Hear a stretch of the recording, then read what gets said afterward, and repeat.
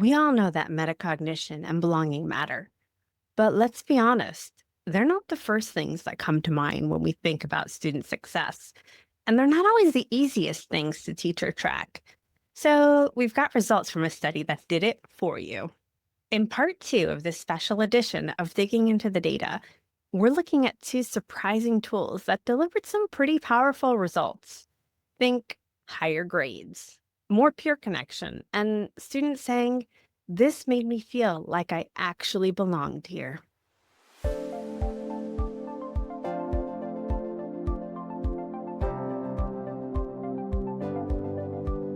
Welcome to the What and Who of EDU, where we bring you insights from the leading educators, researchers, and innovators shaping the future of teaching and learning. From emerging teaching trends to real-world classroom strategies, we break it down to help you create a more impactful and effective learning experience. Today on Digging into the Data, we're exploring data from a large-scale study on the impact of two tools, a metacognitive reflection tool and a set of classroom activities designed to foster belonging. Over 700 students across 29 institutions participated in this study, which was funded by the Bill and Melinda Gates Foundation and conducted by Macmillan Learning. To help us unpack it all, we're bringing back Marcy Baughman, VP of Learning Science and Research at Macmillan Learning. We'll dig into why a handful of short reflections moved the needle, how belonging turned into something students could actually feel, and what this all means for supporting learners in any kind of classroom, whether online, hybrid, or in person. Tell me a bit what makes these studies unique, that they are IRB approved, and what that means in terms of the kind of research we can gather. The impact studies that I'm talking about with you today, Marissa, are really unique in that we partner deeply with instructors at various institutions, universities, colleges, community colleges, and we partner deeply by going after institutional review board approval. What the institutional review board approval allows us is the ability to work directly with students to collect data from them. We get data like the student demographics, their course performance data, their interactions with digital platforms. We get to talk to them about their perceptions of things, and we're able to couple that with data from various sources. So, for example, if I'm asking a student whether they enjoy using a certain digital resource and how it made them feel, I can then look at the platform data to say, oh, the student used this digital resource 5 times, and on average, they had a score of 80%. So I can couple all of that data together. It also allows me, when I'm doing like the larger overall impact analyses, to be able to moderate for the different factors or constructs that we know influence student outcomes. So, for example, when I say using an evidence-based teaching practice has an impact on student outcomes, I have already controlled for the fact that they are a first-generation student, their average high school GPA, maybe something like their race or their ethnicity. Factors that we know typically influence student outcomes are controlled for so that we can better isolate the actual impact of what we're evaluating. Tell me a bit more about the studies. How many students were there? How many instructors were there? And how did you go about finding the folks who were involved in this research? So, we did a research study to examine the impact of using a digital resource that supports and improves student sense of belonging and a digital resource that supports student metacognition. And it was a very broad study. We ended up having 726 students and 29 instructors in just one semester. We approached instructors at different institutions so that we could make sure that we had a diversity of types of institutions, instructors' years of teaching experience, the disciplines that they taught, because we wanted the results to be generalizable to the larger educational community. What we were trying to avoid, for example, is having only instructors at R1 universities who were full-time professors and only students who had previously had a GPA of 3.0 and were psychology majors. Our study sample was incredibly diverse.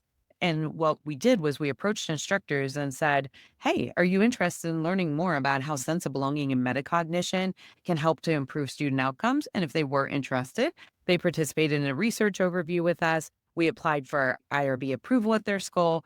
And then we were able to invite their students to participate in the study.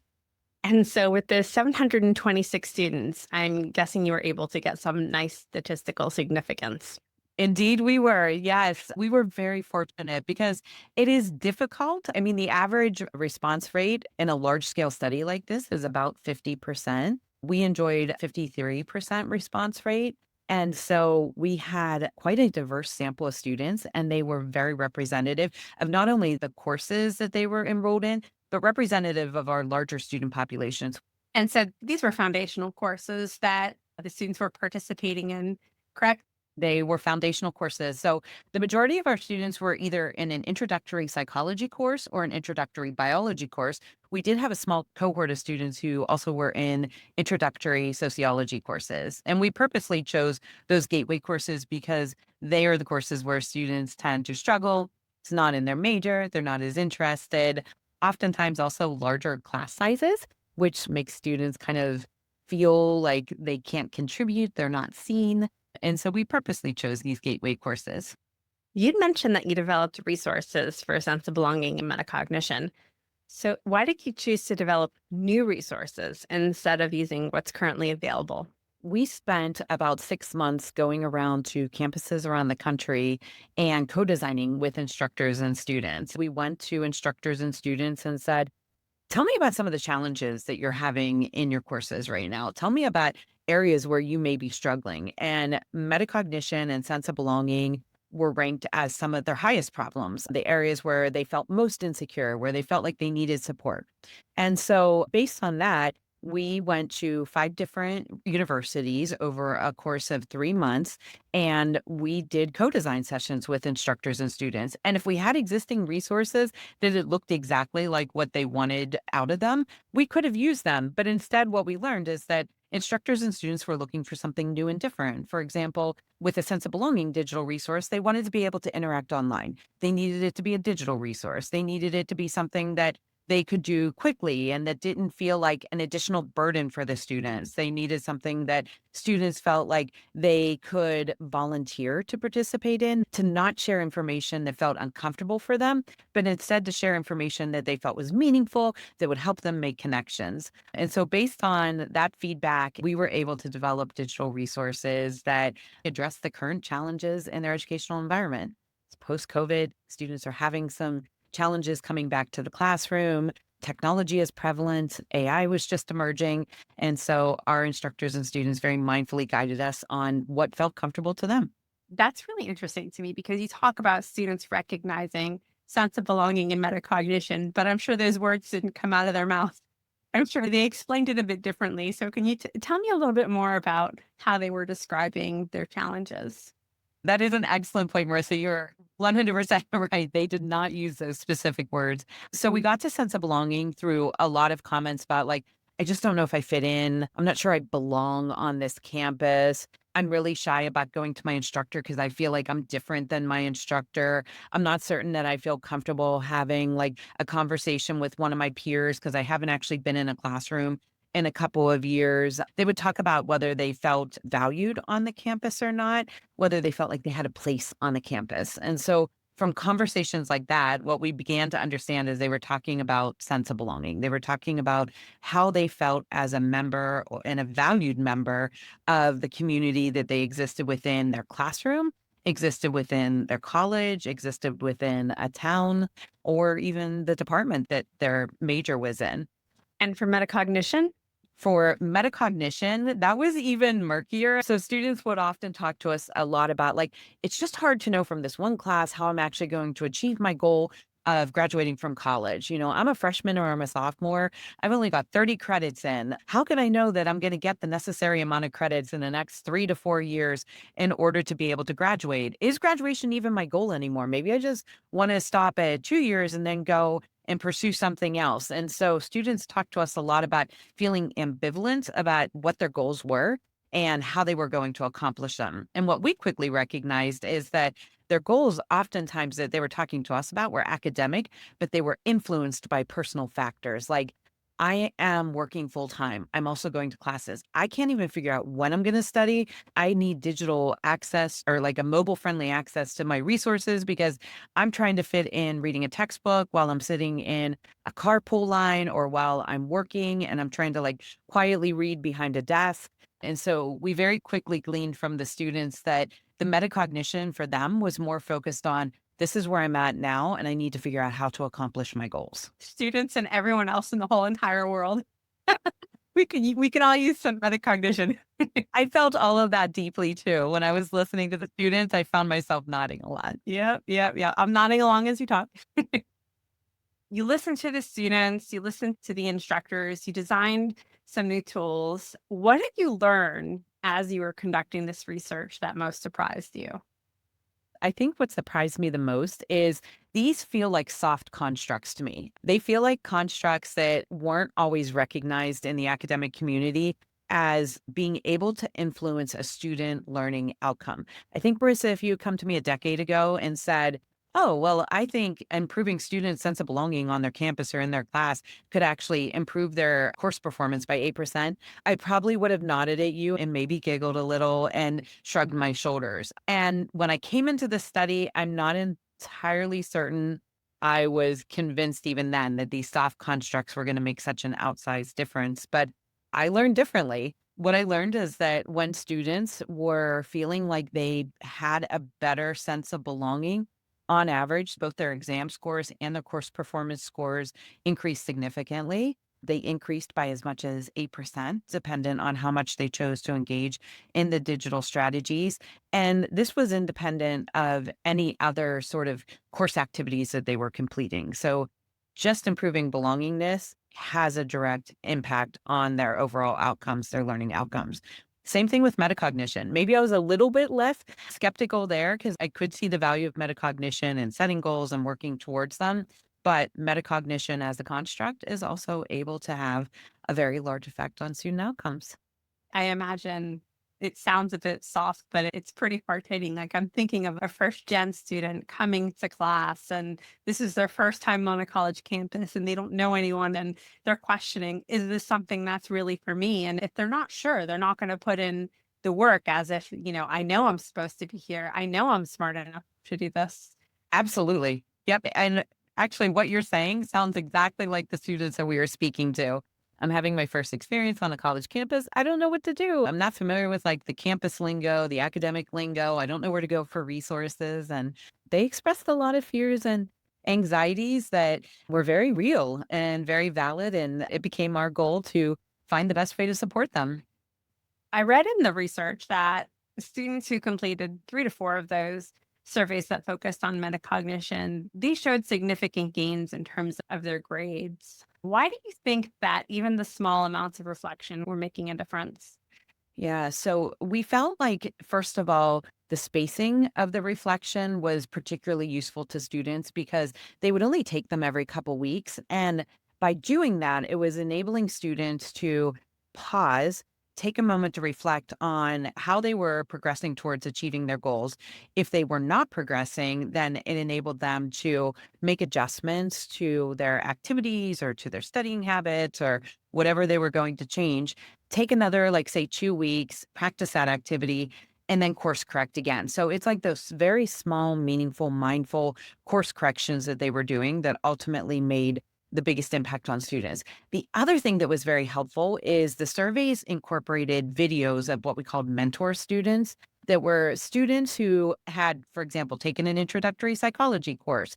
Maybe now they were a junior, but they took it during their freshman year. And the students would reflect on what was challenging to them, what they did to overcome it, and ultimately where they were now.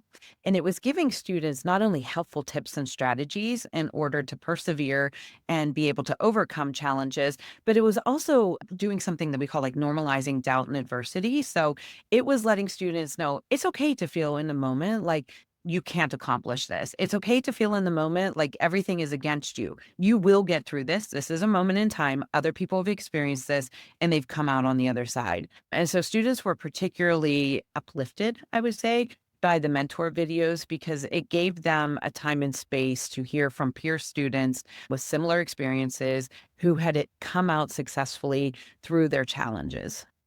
We often think of belonging as something that's intangible, not something that you can measure. It's something that is or isn't. How did our tool that supported that help belonging feel more real to students? Our digital resource that supported sense of belonging was fascinating. It was started with this premise of using sticky pads or sticky notes, right? To be able to put little snippets of information about yourself in like a course level public forum so that students could learn more about each other. And what it evolved into was we provided some structured questions to students every week. And we always asked a question that was like kind of personal about themselves. And then we always asked a question that supported a metacognitive strategy. So, for example, in the first week of class, students were able to post what is their preferred name? What is their major? How do they prefer to study? Do they prefer to study solo, at home in their bedroom? Do they prefer to go to the campus library? And do they want to share a contact method? And if they do they prefer it on like Snapchat, an email, a text? They could share whatever they wanted. And then they shared something personal about themselves. And it might be something like, what's your favorite type of music? And what was most impressive is that number one, the majority of students got on to answer these questions. But then number two, at the end of the week, we summarized them and we created like little pods or groups of students with similar answers. So after the end of the week, students could get on and say like, my favorite type of music is rap music. And the report would actually list all of the other students in their class who liked that similar type of music. But then it did the same thing for the metacognitive question. So like if your preferred method of study was the library, it would list all of the responses from students who preferred studying at the library. So you were sharing something about yourself in a way that didn't feel as like vulnerable or as heavy as if you had to go and do this like in a live circle of people. The other thing it did was it started to surface the people with similar interests or similar backgrounds or circumstances as you in a safe way, right? So like it would automatically would assign people into groups based on their responses. You can use that information or not. Maybe this week you didn't feel like engaging with somebody else, but maybe the next week you did. And so you started to find your community through this resource. I bet that made for some interesting opportunities for connection that may not have otherwise been made. But Marcy, I'm curious, how did this play out in real time?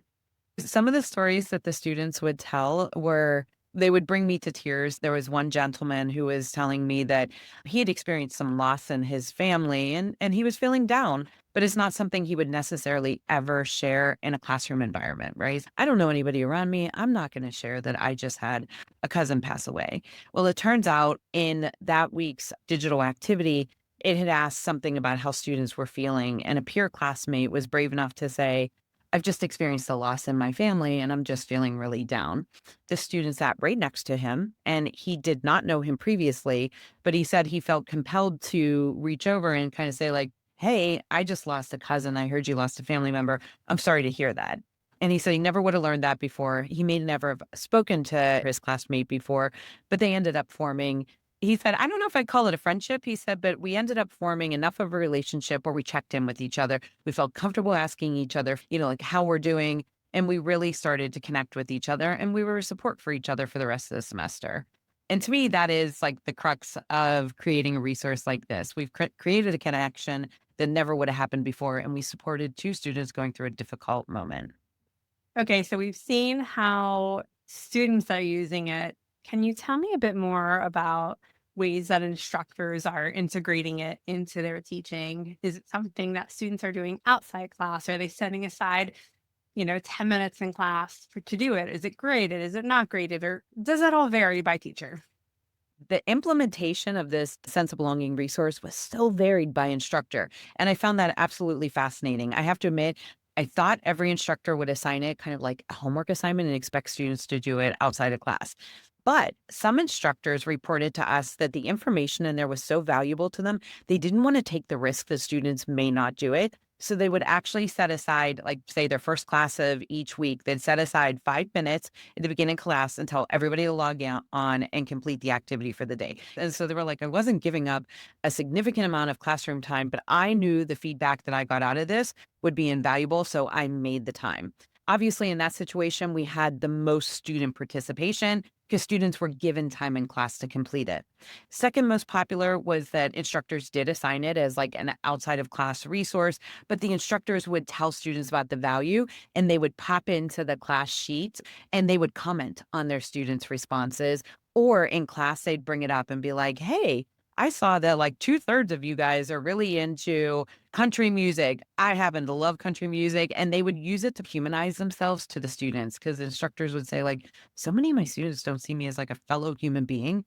I am, and I'm putting air quotes around here, just their instructor. But they would tell us that when they found something personal about the students that related to them, they were able to create a much more like personalized, identifiable moment with the students. And then finally, we had the instructors who would just kind of say to students, I'm going to introduce this to you. It's a resource. You can use it or not. I think it's valuable, but hey, it's up to you whether you want to take advantage of it. We had the lowest uptake from students in that scenario. But what was interesting to me is that when the students found it in those scenarios and they started using it, they tended to stick with it. So we didn't have as much overall classroom uptake in that scenario, but the students who chose it were dedicated and they formed almost like a little community regardless of how they responded. Okay, so let's say I'm assigning these resources. How much do students actually have to engage with them for them to work? And does it make a difference if I say something about it in class, or should I just let the platform do the talking?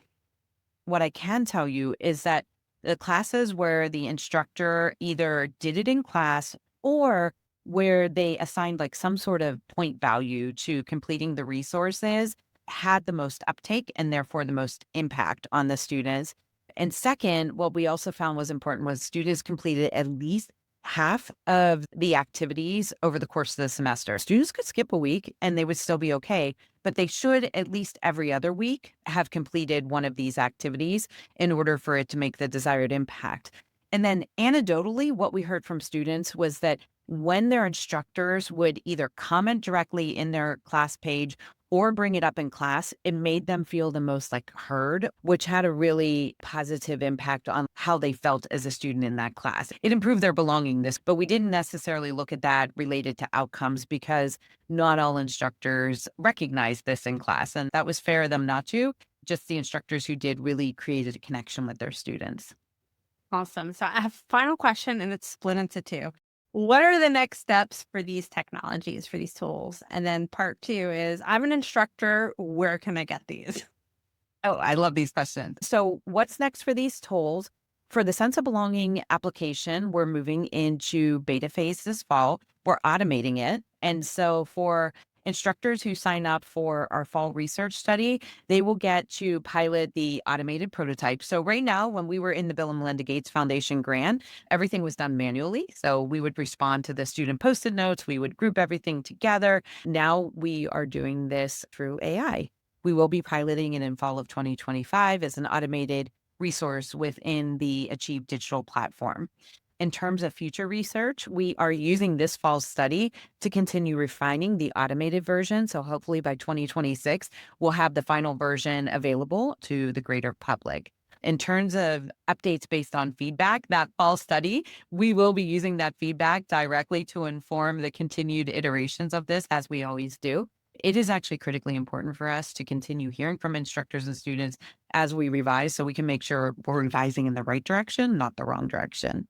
So we would love to continue working with instructors and students to get their feedback and make it the best possible resource for them. Okay, that was a lot, but Marcy delivered. We learned about the power of IRB-related research and the importance of having a representative sample. We discovered why metacognition and sense of belonging were so powerful, and the reasons why Macmillan Learning created an entirely new digital resource, and why what seems like a soft construct can really move the needle on outcomes. And buried in all that good intel were some pretty practical gems about metacognition and sense of belonging. So let's check in on some takeaways. Tip 1, give students a digital handshake. Belonging doesn't just happen. Students didn't tell their instructors, hey, I have a low sense of belonging. They said, I don't know if I fit in, or I'm not sure if I'm supposed to be here. The digital sticky note tool helps students connect over shared study habits, their music tastes, and even their grief. So here's how you can use it. Start the semester with a simple personal check-in. Ask, where do you like to study? Or what's your favorite comfort food? Then share the results back in a small connection cluster. Tools like Sense of Belonging features and Achieve do this for you, but even a shared Docker form can do the trick. Tip 2, assign reflection like it's a study snack. We learned from Marcy that students who completed just 3 to 4 short reflections about their goals and progress saw a serious grade bump of up to 8%. When students pause, reflect, and course correct, they don't just learn, they level up. No guilt spiral required here. In practical terms, this means check in with your students. Every few weeks, ask what's working for you and what's not. Ask them what their next move is. Keep it short, keep it real. You can use the built-in prompts and Achieve or assign it in a low-stakes way. Tip 3, get personal in public. Marcy found that instructors who responded to student posts or brought trends into class saw the highest engagement. Students didn't just participate, they felt seen. And that, in turn, boosted their sense of belonging. Discover that half of your students love coffee shops for studying? Well, we know we do. Shout it out in class, and when students feel seen, they'll show up. Those little things matter a lot more than you think. Tip 4, go for good enough, not guru. Here's the good news. Students didn't need to complete every single activity for it to work. Just showing up about half the time made a meaningful difference. Same goes for instructors. Those who did something saw better results than those who waited for perfection. So how can you do it? Try something small next semester. Add 1 reflection survey or dedicate 5 minutes of class to belonging building. Don't let perfection block participation for you or for your students. Tip 5, let students hear from other students. Marcy told us about the impact of the short mentor videos featuring real students talking about their real struggles. This helped normalize doubt and show that growth is possible, even if things feel hard now. While this came directly from a tool in Achieve, you can also do it on your own. How? Add a quick reflection video from a past student, or ask your class to create one. Ask them what helped you get through this semester, because peer stories have power. And as always, we have a bingo bonus. Tip 6, build with students, not for them.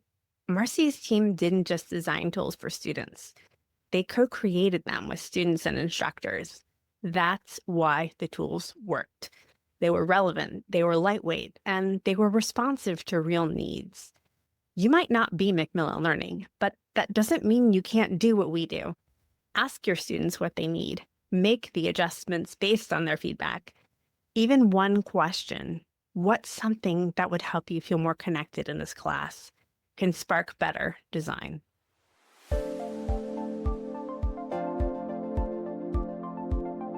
That's a wrap. Thank you again to Marcy for all of her insights on the research and reminding us that the small, consistent signals actually matter a lot, because we're all in this together, even if we're studying solo with headphones on. So go forth and sticky note, snack, shout out, and share. What did you think about the data here? Leave us a voicemail at 512-765-4688, and you might just be featured on a future episode. And check out the links in our show notes, especially if you'd like to be a part of Macmillan Learning's next study. Don't forget to subscribe, rate, and share. It helps more educators join the conversation and keeps us digging into what works. I'm Marisa Bluestone, and I'll catch you next time as we dig into the data on the what and who of EDU.